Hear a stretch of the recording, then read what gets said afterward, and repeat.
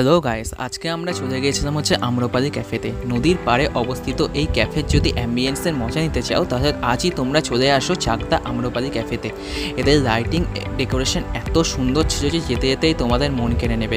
এরপর আমরা ভেতরে ঢুকি এবং ভেতরের ডেকোরেশন এবং অ্যাম্বিয়েন্স এত সুন্দর ছিল যে আমাদেরকে মন মুগ্ধ করে নিয়েছিল।